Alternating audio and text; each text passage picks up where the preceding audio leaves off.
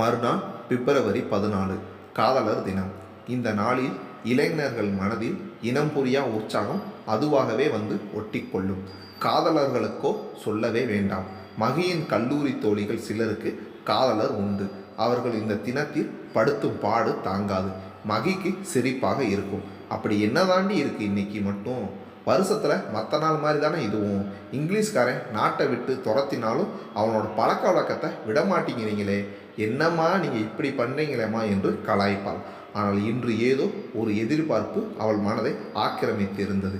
அவளுக்கு மிகவும் பிடித்தமான கவிதைகளில் ஒன்று நினைவிற்கு வந்தது.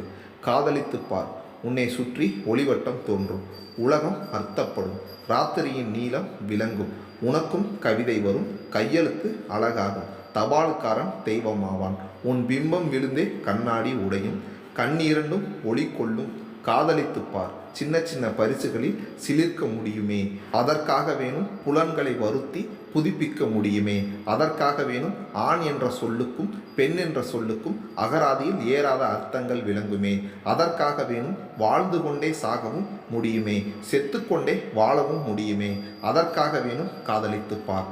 சம்பிரதாயம் சட்டை பிடித்தாலும் உறவுகள் உயிர் பிழைத்தாலும் விழித்து பார்க்கையில் உன் தெருக்கள் களவு போயிருந்தாலும் ஒரே ஆணியில் இருவரும் சிக்கன சிலுவையில் அறையப்பட்டாலும் நீ நேசிக்கும் அவனோ அவளோ உன்னை நேசிக்க மறந்தாலும் காதலித்துப் பார். சொர்க்கம் நரகம் இரண்டில் ஒன்று இங்கேயே நிச்சயம். காதலித்துப் பார். உற்சாகமாய் கிளம்பி கேபிற்காக காத்திருந்தான். ராமின் அருகில் இருந்த இருக்கையில் அமர்ந்தாள். இதயம் வேகமாக துடிப்பது போன்று உணர்ந்தாள். ஹாய் ராம், ஆக்சுவலி அந்த பெண்டிங் ஒர்க்கை திவ்யா முடிச்சிடுறேன்னு சொல்லிட்டா, அதான் இந்த ஷிஃப்ட்லேயே வந்துட்டேன். ஹே, தட்ஸ் ஓகே மகி, யார் முடிச்சா என்ன? சிரிப்பையே பதிலாய் அளித்தவள் எதுவும் பேசிக்கொள்ளவில்லை. என்ன நினைத்தானோ ராமும் எதுவும் கேட்கவில்லை. அலுவலக அறையை திறந்து கொண்டு ஆளுக்கு ஒரு புறமாக நுழைந்தனர். அவர்களை இமைக்காமல் பார்த்திருந்தது இரு ஜோடி விழிகள். அதில் ஒன்று நம் அண்ணன் பரணிதான். சாட் ஓப்பன் செய்து மகிக்கு டைப் செய்தான். ஏ குட்டி பொண்ணு, என்ன ரெண்டு பேரும் சொல்லி வச்சு ஒரே கலரில் ட்ரெஸ் பண்ணிட்டு வந்திருக்கீங்களா? அப்போதுதான் அதை கவனித்தாள். இருவரும் நீல நிற ஆடை தான் அணிந்திருந்தனர். ஆச்சரியமாய் உணர்ந்தாள். அதே நேரம் மகிழ்ச்சியாகவும் இருந்தது. டே அண்ணா, அதெல்லாம் ஒன்றும் இல்லை, தற்செயலாக அப்படி அமைஞ்சிருச்சு. உடனே ரொம்ப ஓட்டாத, நீ நடத்துமா. அடுத்து திவ்யா மகியின் இடத்திற்கு வந்தாள். மகியை பார்த்து கொண்டு இருந்தாள். என்ன திவி அப்படி பார்க்குற, என்னாச்சு என்றால் கணினியில் இருந்து கண் அகற்றாமலே. அமுல் பேபி, நான் ஒன்று சொல்லட்டா? என்னடா சொல்லு. நீயும் ராமும் உள்ள நுழைஞ்சிங்களே, சான்ஸே இல்லடி. You beautiful are made for each other டி, சீரியஸ்லி என்றாள். உடனே எழுந்து அவள் வாயை பொத்தி உட்கார வைத்தாள் மகி. ஏண்டி இந்த கொலவெறி உனக்கு? யாராவது கேட்டால் என்ன ஆகிறது திவ்யா? ஹேய், நான் உண்மையை தாண்டி சொல்கிறேன், நீ ஒரு மண்ணாங்கட்டியும் சொல்ல வேணாம். அம்மா தாயே, போய் பொழப்பாரு என்று அவளை அனுப்பிவிட்டு அமர்ந்தவளுக்கு மனதினுள் மலைச்சாரல். திவ்யாவின் வார்த்தைகளை காதில் ரிங்காரமிட்டு கொண்டிருந்தது. மழையின் சாரலில் நனைய தோன்றது, நடுங்க தோன்றது. பிழைகள் என்றே தெரிந்தும் கூட பிடித்து போனது, புதையலானது. விருப்பம் பாதி தயக்கம் பாதியில், கடலில் ஒரு கால் கரையில் ஒரு கால், அலைகள் அடித்தே கடலில் விழவா, துரும்பை பிடித்தே கரையில் எழவா. இதுவரை இதுபோல இருமணம் கொண்டு தவித்ததில்லை, அதிலுமே எனக்காக திருமணம் வரை நினைத்ததில்லை. மழையின் சாரலில் நனைய தோன்றுது, நடுங்க தோன்றுது என்று எண்ணினாள். ஆடுகள படத்தின் யாத்தை பாடல் இரவு கேப்பில் அலறி கொண்டிருந்தது. அருகில் இருந்தவளை ஓரப்பார்வை பார்த்து கொண்டே வந்தான் ராம். இந்த பாடல் அவளுக்காகவே எழுதியது போன்று இருந்தது. அத்தனை இருட்டிலும் அவளின் நிறம் ஜொலித்தது. அப்போதுதான் நினைவு வந்தவனாய், என்ன இவ்வளோ அமைதியாக வருகிறாள் என்று அவள் முகத்தை நேராக பார்த்தான். ஏதோ பயங்கர சிந்தனையில் இருந்தான். என்ன மகி, ஏதோ சீரியஸாக திங்க் பண்ணுற மாதிரி இருக்கு என்றான்.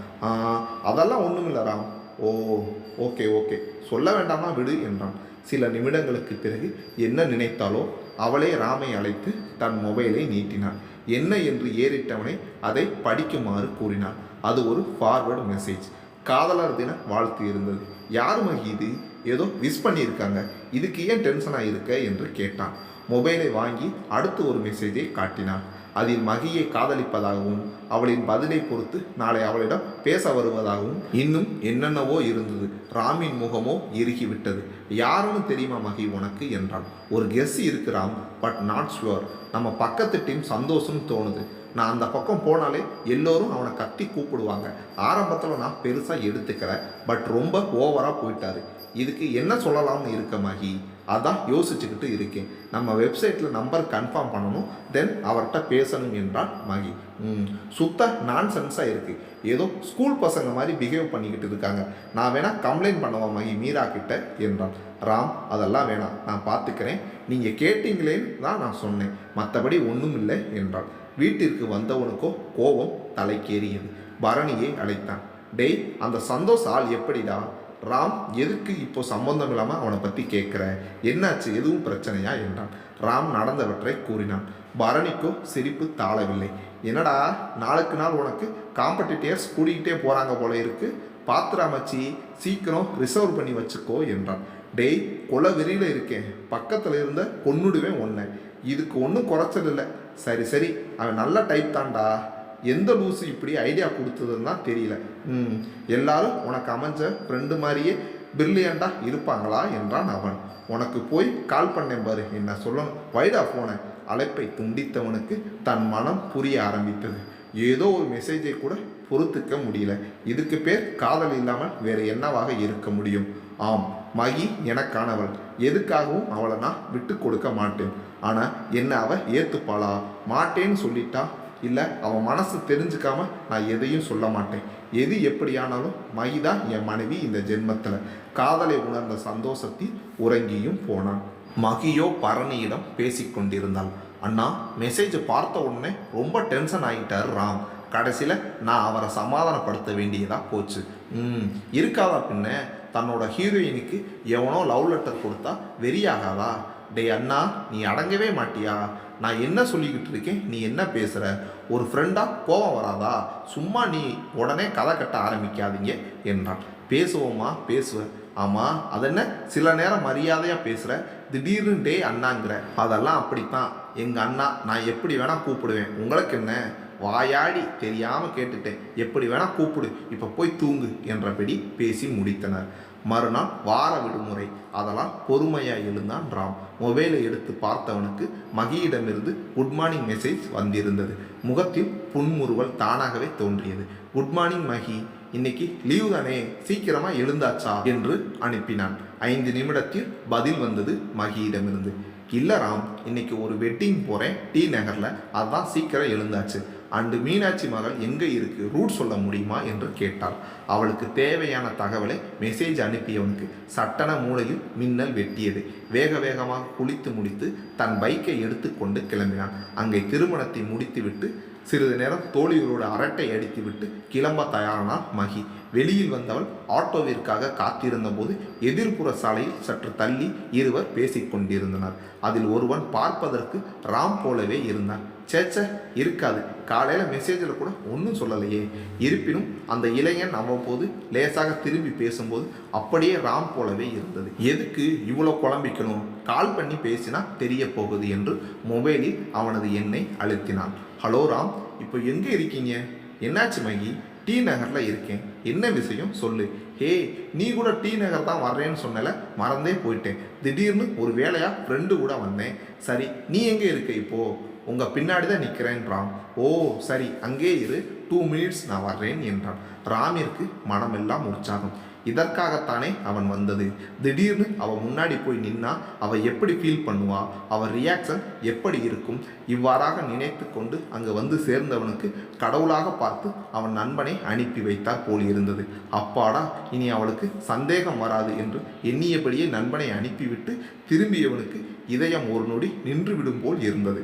காரணம், எதிர் திசையில் நின்ற அவனின் அவள். பேபி பிங்க் நிற பட்டுப்புடவில் அன்று மலர்ந்த பூவாய் நின்றிருந்தான் மகி. அவர் ரியாக்ஷன் பார்க்க வந்தவர் இப்போ ரியாக்ஷனே இல்லாமல் நிற்கிறார். ஐயோ ஐயோ, இதெல்லாம் தேவையாராம் உங்களுக்கு? சாலையை கடந்து எப்படி வந்தான், எப்படி வண்டியை பார்க் பண்ணினான் எதுவுமே நினைவில் இல்லை. அவனது பார்வை மகியிடமே இருந்தது.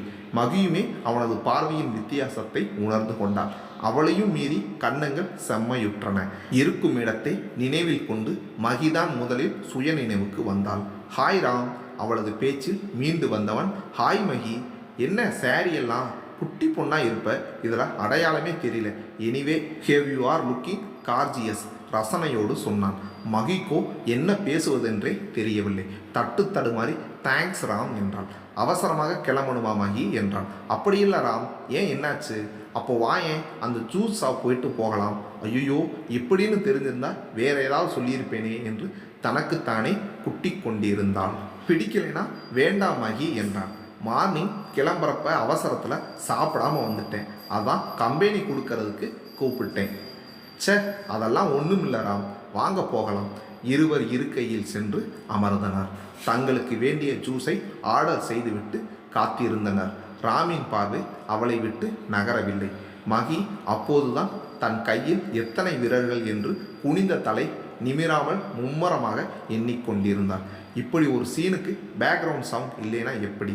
கடையின் டிவியில் ராமிற்காகவே பாடலை தேர்ந்தெடுத்து ஒளிபரப்பி கொண்டிருந்தது. தங்கமே உன்னைத்தான் தேடி வந்தேன் நானே, வைரமே ஒரு நாள் உன்னை தூக்குவேனே, ராசாத்திய ராத்திரி பார்த்தேன், ரவுடி பய ரொமான்டிக்கான, ரகசியமாக ரூட்டை போட்டு கடத்தணும் ஒன்ன. அந்த பாடலை கேட்டுக்கொண்டே மகி என்று அழைத்தான். அவனது அழைப்பு அவனுக்கே கேட்கவில்லை. என்னடா ராம் இப்படி ஆயிட்ட? காதல் படுத்தும் பாடு, என்ன பண்ணுறது? ஏண்டா முன்ன பின்ன பொண்ணையே பார்க்காத மாதிரி இப்படி லுக்கு விடுற? பாவம்டாவ, பப்ளிக் மறந்துடாத. என்ன மகி ரொம்ப அமைதியாக இருக்க? சொல்லுங்க ராம், உங்ககிட்ட முக்கியமான விஷயம் பேசணும் மகி. நானும் ரொம்ப நாளாக ட்ரை பண்ணுறேன், பட் எப்படி ஆரம்பிக்கிறதுன்னு தெரியல என்றான் அவளிடம்.